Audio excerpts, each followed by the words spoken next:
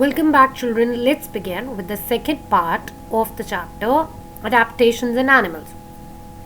Now, in this session, we will start with adaptations in terrestrial animals. बेटा terrestrial सबसे पहले मतलब है वो एनिमल्स जो लैंड पे रहते हैं. अब लैंड पे रहने के लिए भी एनिमल्स के पास डिफरेंट अडेप्टिव फीचर्स होते हैं क्योंकि लैंड पे भी बहुत सारे अलग अलग हैबिटेट हैं. जैसे डेजर्ट है, राइट? कोई एनिमल डेजर्ट में रह रहा है तो कोई फॉरेस्ट रीजन में रह रहा है, कोई स्नोई एरिया में रह रहा है. तो इन सब जगह पे रहने के लिए एनिमल्स को अपने आप को उस जगह के अकॉर्डिंग एडजस्ट करना पड़ता है. Now, terrestrial animals like the lion, cow and deer, they live on land. They breathe through their lungs. ये terrestrial animals की जो animals land पे रह रहे हैं उनकी general characteristic होती है that they have lungs to breathe in, right? Sense organs होते हैं और एक अच्छा खासा developed nervous system होता है. Nervous system which basically includes brain बेटा, जिसकी वजह से they are able to take the various decisions. They have strong muscular legs. इनकी जो लेग्स होती हैं वो स्ट्रॉन्ग होती हैं, बहुत मस्कुलर होती हैं, सो दैट जब इनको फास्ट भागना पड़े, अगर इनके पीछे कोई एनिमी आ गया, इनको हंट करने के लिए कोई आ गया, तो they can run and hide away. ये भाग सकते हैं और कहीं जाकर छुप सकते हैं, राइट? अब we will talk about polar bear which live in very cold regions. You know, polar bear की आप हमेशा जब भी पिक्चर्स देखते हो तो it is always covered with snow, है ना? तो पोलर बेयर की प्रोटेक्शन के लिए उसको नेचर ने क्या दिया है? A thick fur to protect them from the cold, a thick layer of fat under their skin which keeps them warm and also help them get through the winter when they do not find food. तो ये जो चीज़ें हैं ये polar bear को nature से ही मिलती हैं. These are natural, that they have a thick skin, they have a layer of fat beneath so that they are able to live and adjust in their surroundings. Now, some animals like lizards, bears, snakes and dormouse, they sleep for several months in winters when it becomes very cold. This long winter sleep is called hibernation. Now, बेटा पहले ma'am आपको बताएगी hibernation क्या होता है. Hibernate करने का मतलब है अ लॉन्ग विंटर स्लीप. जब कुछ ऐसे एनिमल्स जो आपको सिर्फ समर्स में दिखते हैं जैसे लिजर्ड्स, राइट, जैसे स्नेक्स, ये रिप्टाइल्स होते हैं. यूजुअली ये समर्स में बाहर आते हैं एंड विंटर टाइम में they go for a long winter sleep. इसको आप कहते हैं hibernation. Now animals like camels which live in hot deserts. अब जो एनिमल्स हॉट डेजर्ट एरिया में रह रहे हैं उनके भी कुछ अडेप्टिव फीचर्स हैं, जैसे कि उनके ऊपर एक थिक स्किन है जो उनको प्रोटेक्ट करती है सन से. उनकी एक एबिलिटी होती है कि वो फैट को स्टोर करके रख सकते हैं अपने हम्प में and they can even store water in their stomach for many days, right? They have the ability to minimise their water loss. जितने भी एनिमल्स या plants, we have already started about animals, we have already started about plants like cactus. यहाँ पे अब हम animals की बात करेंगे कि जितने भी एनिमल्स हैं, जब उन एनिमल्स को ऐसी कंडीशंस में रहना पड़ता है तो ऑब्वियसली उनकी बॉडी से पानी का जो लॉस है वो मिनिमम हो जाता है, right? Camel also has padded foot because of which it can walk very easily, right? और इसके जो पैडेड फुट होते हैं, पैडेड फीट होते हैं, वो सरफेस एरिया को बढ़ाते हैं जिसकी वजह से एक कैमल जो है वो रेत के अंदर धंस नहीं जाता, घुस नहीं जाता, बहुत इजीली वो वॉक कर सकता है सैंड के ऊपर. अब हमारी बात आती है अडेप्टेशंस इन एक्वाटिक एनिमल्स में. एक्वाटिक मतलब बेटा वो एनिमल्स जो वाटर में रहते हैं.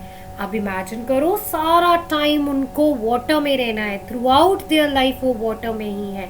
The different kinds of fish, crab, whale, dolphins and seals, they are the examples of aquatic animals. ये जो animals हैं इनके कुछ adaptive features हैं जो उनको वहाँ रहने और survive करने में उनकी help करते हैं.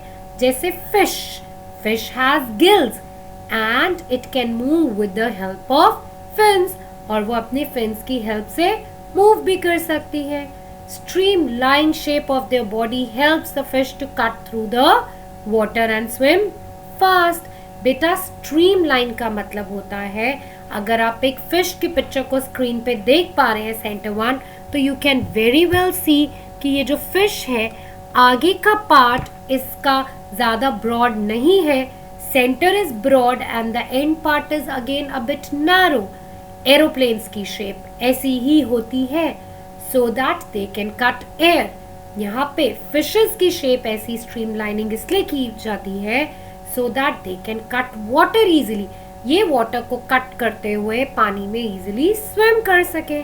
The hard skin and scales on their body prevent the water from entering into their body, right?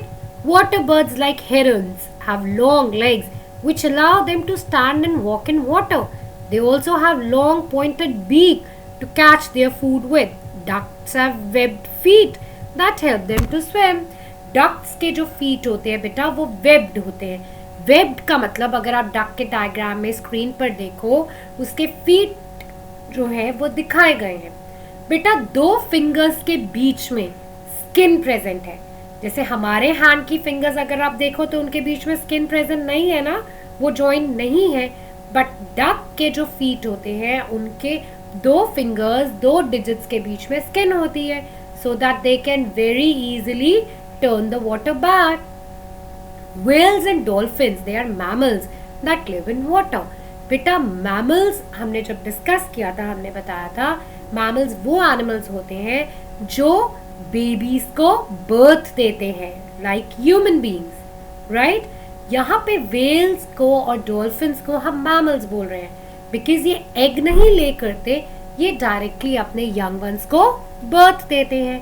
They breathe with the help of their lungs, that is a special add on characteristic in them, right? जबकि ये water में रहते हैं फिर भी ये अपने lung से ब्रीथ करते हैं और इसके लिए इनको बार बार ऑक्सीजन की रिक्वायरमेंट होती है, जिसके लिए इनको पानी के सरफेस पे आना पड़ता है to inhale the air. Now we have adaptations in amphibians. बेटा एम्फीबियन मीन्स जैसे आपको स्क्रीन पे दिखाई दे रहा है, frog and salamander are known as amphibians. आप इनको एम्फीबियंस इसलिए बोलते हैं because they have the ability to live on land as well as in water. दोनों जगह पे ये रह सकते हैं, लैंड पर भी और पानी पर भी। जब ये ऑर्गेनिज्म लैंड पर रहते हैं तो ये अपने लंग से ब्रीथ करते हैं, और जब यही ऑर्गेनिज्म पानी के अंदर होते हैं तो ये अपनी मॉइस्ट स्किन से ब्रीथ करते हैं, राइट?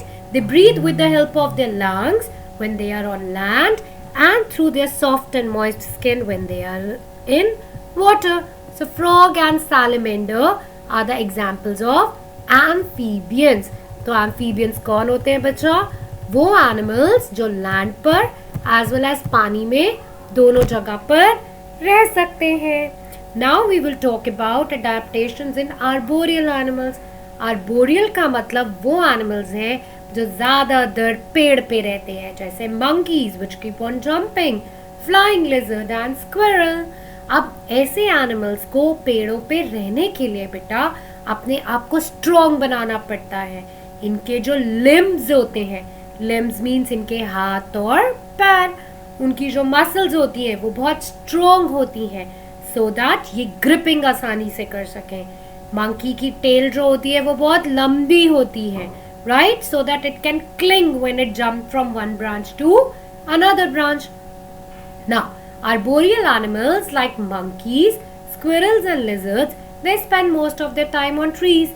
ज़्यादातर इनका टाइम तो पेड़ों पे ही जाता है। इनके आर्म्स जो होते हैं वो बहुत स्ट्रॉन्ग होते हैं एंड लेग्स बहुत अच्छे से डेवलप्ड होती हैं, right?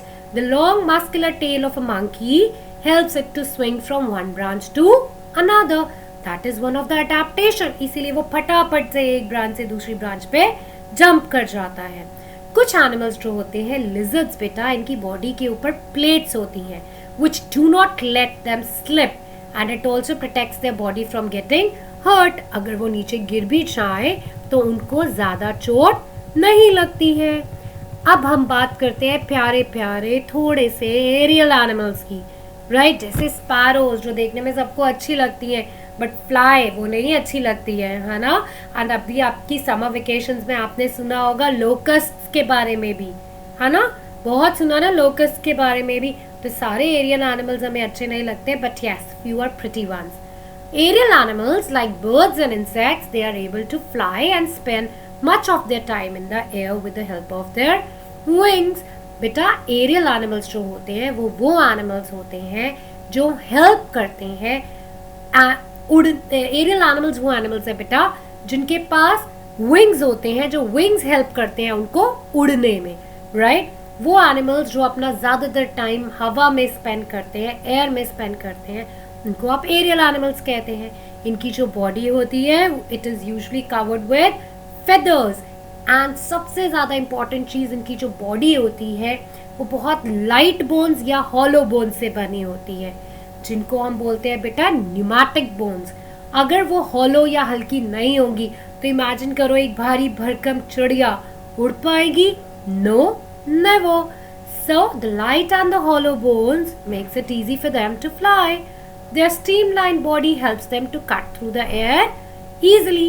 Insects have light bodies and wings which help them to fly. Right? So children, I hope you all have understood this session till here. ठीक है बच्चा? And please read the chapter if you have book till here, and if you have any doubts then try to clear them during your online class. Okay? Till then, take care, be safe, bye bye.